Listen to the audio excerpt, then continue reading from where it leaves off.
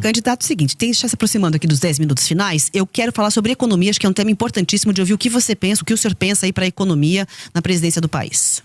Vamos lá. O Brasil é um país que ele é extremamente injusto para com quem trabalha e produz. Se você tá nos ouvindo agora e tá indo pro trabalho, tá rodando de Uber, tá fazendo uma entrega, tá em casa produzindo alguma coisa para mandar para fora, muita dona de casa faz isso. Você entende que você trabalha, você fica uma parte pequena do fruto do seu trabalho. E mais, você se sente injustiçado porque você vê uma massa cada vez maior de pessoas que recebem benefícios e você fala, poxa, às vezes eu sou pobre, tô ganhando pouco, uma pessoa tá recebendo um benefício sem merecer, ou um juiz tá ganhando um penduricalho gigantesco, tirando 200 mil reais por mês, ou eu vejo uma grande empresa recebendo benefício fiscal e aí acaba nem entregando o serviço. Você fala assim, pô, o que tá acontecendo? Eu estou sendo um otário. E sim, se a gente olhar na letra fria da lei, o brasileiro comum que trabalha e produz é um otário. E isso tem que ser invertido. A nação brasileira tem que ser amiga de quem trabalha e produz. E isso tem que ser alterado urgentemente. Isso funciona desde o Pacto Federativo, que pune estados que trabalham e produzem, que pagam mais impostos, tá, até o cidadão pequeno, que é um entregador. As pessoas mais pobres pagam mais impostos. E onde eu vou começar? Eu e o nosso deputado federal do Partido Missão, Kim Kataguiri, a gente já protocolou uma PEC que faz a grande reforma fiscal brasileira, que mexe desde renúncias fiscais fraudulentas que existem no Brasil, até super salários, até penduricalhos do judiciário, até aposentadorias exageradas de militares e membros também do judiciário, mexe também em emendas parlamentares, ou seja, ela vai mexer em inúmeros temas, inclua aí, até peço, inclusive eu faço um desafio para os próximos pré-candidatos, porque eu falo aqui, tem que ter uma outra reforma da Previdência, haverá e vai precisar ser feito, a nossa já inclui, e eu quero ver os outros falarem, porque se não falar e ficar escondendo na campanha desonestidade, também deixo esse desafio, porque não vai poder continuar mantendo o BPC, que é o benefício de prestação continuada, da forma como tá, crescendo como tá, vai estourar as contas públicas, a gente vai precisar normatizar isso, existem muitas fraudes envolvendo isso, e com isso eu preciso achar 200 a 300 bilhões de corte de gasto no orçamento. Aí a pessoa, pô, o que isso resolve? Primeira coisa que resolve, a curva de dívida do Brasil diminui, isso é muito importante, e aí eu vou poder baixar os juros. E aí as pessoas vão começar a ver que o dinheiro delas vale mais. As pessoas vão poder pegar empréstimos, as pessoas vão poder fazer financiamento, as empresas vão poder se financiar. E ao regular isso, aí a gente começa a ter espaço para investir, com marcos regulatórios que eu vou incluir junto, ligados a aumento de competitividade, maior liberdade laboral, maior investimento em infraestrutura, especialmente infraestrutura de estradas e rodagens. O caso de vocês no Paraná é o mais bizarro, é um dos estados mais ricos do Brasil e as estradas são horrorosas. Eu quase morri vindo de Cascavel para Ponta Grossa. É meio assustador um negócio desse, porque eu não estou falando, eu não estava na Paraíba, eu não estava no interior do Maranhão, eu estava no Paraná, um lugar que paga a conta do Brasil. E, pois bem, no Paraná as estradas são piores que as estradas do Ceará. Eu vi isso, e isso é absolutamente ridículo. Então, como resolver isso? Fazer essa economia que eu falei, e aí vai sobrar dinheiro para investir em energia e investir em estrada, que é basicamente infraestrutura para o Brasil. Com essa infraestrutura aumentada, o custo do Brasil diminui, o dinheiro diminui, o custo do dinheiro, porque eu vou ter baixado os juros. E com base nisso, a economia brasileira passa a ficar bem mais competitiva. Especialmente nesses setores agora, eu olho aqui Centro-Sul, onde a gente mora, eu sou de São Paulo, vocês são aqui do Paraná, não precisa de grandes projetos governamentais. O governo pode atuar em uma ou outra área. Aqui a gente pode trazer data center pro Paraná por conta de Itaipu, não seria um problema. Agora lá no Nordeste, que é uma região que está muito empobrecida, a boa parte das pessoas vivem de auxílios, aí o governo vai ter que atuar, fazer zonas econômicas especiais voltadas para exportação, especialmente produtos industrializados, fazer como o Vietnã fez, a Índia fez, e a gente vai ter que olhar para lá, porque resolver o Nordeste, eu falo aqui pros paranaenses, eu resolver a questão da população do Nordeste trabalhar, significa menor migração para cá, menor pressão nos serviços públicos que vocês têm aqui, maior qualidade de vida e felicidade para as pessoas que vivem lá. Eu vi aquelas pessoas, são pessoas trabalhadoras no Nordeste, eu conversei com elas querem o emprego delas lá. O cara não quer ter que sair do Maranhão para vir trabalhar em Curitiba, ou trabalhar em Florianópolis, ou trabalhar em Goiás, longe da família dele, comendo uma comida diferente, às vezes morando numa favela. Ele quer ter o trabalho lá, e dá para ter o trabalho lá. Então nós vamos trabalhar fortemente, parceria com a agricultura brasileira, parceria com empresas públicas como a Embrapa, para fazer a construção de um complexo no Nordeste. Agora o senhor citou aqui rapidamente reforma do Código Penal, reforma da Previdência, reforma administrativa, reforma política, reforma até na questão eleitoral de fundo partidário. E a do Judiciário, o senhor acha que é necessário o senhor candidato eleito? O que o senhor faria? Os privilégios do Judiciário, tô falando, assim, vamos começar pelos privilégios dos penduricalhos. Essa reforma nossa já endereça. Ela já tá lá, a gente vai ter que mexer nesses privilégios, que eles são ilegais. A gente vai ter que atestar a ilegalidade e cortar a ilegalidade.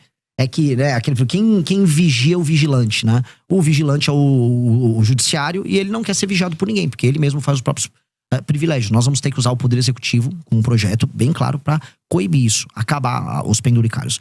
Agora, quando eu vou falar de outro tipo de abuso, o abuso do STF, do Supremo Tribunal Federal, aí eu preciso ser muito claro. A gente vai precisar tomar medidas que alterem a dinâmica atual. Por exemplo, a gente tem que acabar com essa farra das decisões monocráticas. 83% das decisões são monocráticas.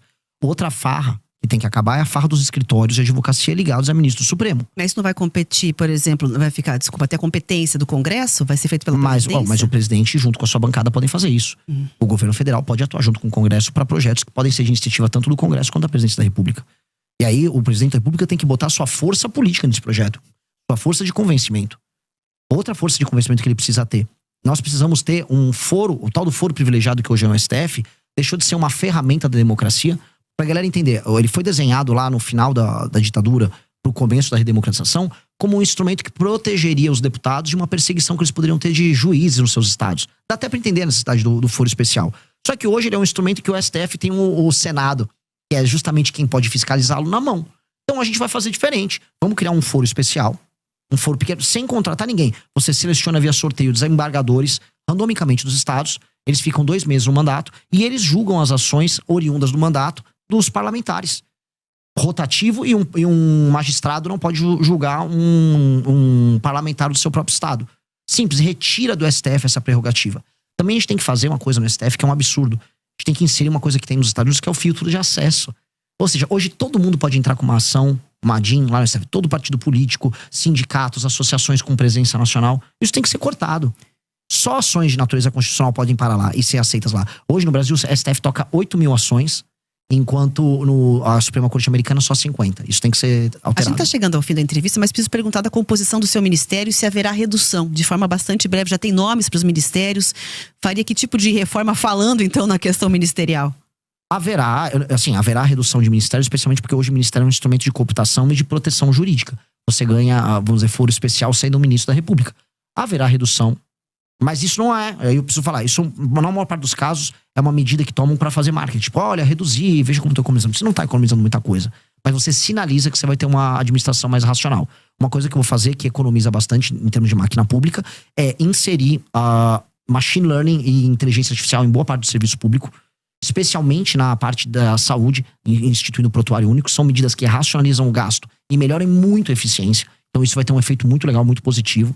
E aí, falando em termos de corte de gasto, para trazer um tema até jogar de provocação para os demais pré-candidatos, especialmente os da direita, quero saber quais são as empresas que eles vão privatizar. A gente está falando de maneira clara, os Correios precisam ser privatizados, tá? E empresas públicas que não apenas são deficitárias, mas que não apresentam resultado prático para o Brasil, nenhum ganho para o Brasil, elas precisam ser privatizadas ou encerradas, porque hoje elas viraram instrumentos de cooptação. O senhor, pelo que eu entendi, deu aqui umas estocadas na esquerda, na direita, mas o senhor, para chegar à presidência, possivelmente vai ter que passar por um segundo turno. Aceita apoio de quem vier, da esquerda, da direita? Rejeita algum? Como é que vai ser o seu posicionamento? Eu rejeito apoio de pessoas que sejam corruptas, até porque hoje no Brasil a coisa mais comum é você receber apoio. Mas a gente tem corrupção dos dois lados. Não, mas eu não estou fazendo distinção de lado. Até porque os escândalos de corrupção no Brasil, especialmente do Master, não tem lado. Tá todo mundo ali. Por isso que eu tô muito tranquilo. Eu não tenho nada a ver com isso. E hoje a coisa mais comum é você nem precisar pedir apoio. Hoje os corruptores, eles batem na tua porta pra te comprar. Então eu vou ser muito cuidadoso nisso. Apoio político, quando sincero e honesto, não se rejeita. Independente de cor partidária. Depende de cor. Agora eu sei assim, a esquerda nunca vai me apoiar. E se ela vier me apoiar, eu tenho que desconfiar do que eu tô fazendo. Que eventualmente eu tô fazendo alguma coisa de errado. Dito isso, apoio sincero de pessoas honestas é bem-vindo. Nós precisamos criar uma aliança em todo o Brasil para tornar o Brasil um lugar melhor. E vai ser difícil. Tudo que eu falei aqui é necessário e nada que eu falei aqui é radical.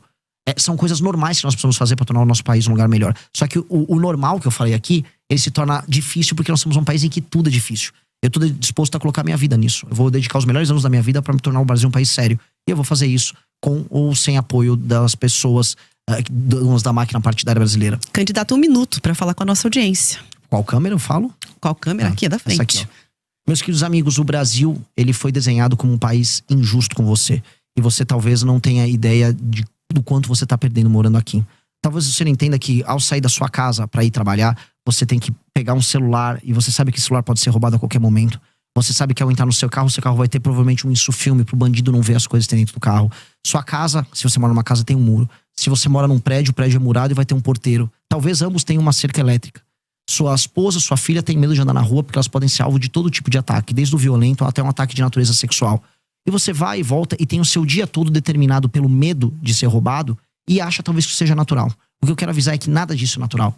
Você pode viver num país que você é livre e que você tem que ter homens corajosos que não tenham rabo preso com ninguém, dispostos a tornar a tua vida melhor. E é isso que eu tô pra fazer. Não posso pedir teu voto nesse instante, mas eu posso pedir para que você me conheça. Não confie em mim nem nos demais. Apenas veja e analise pelos atos e pelas ações. E com base nisso, forme teu julgamento. Muito obrigado.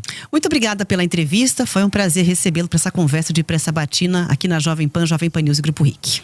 Muito obrigado.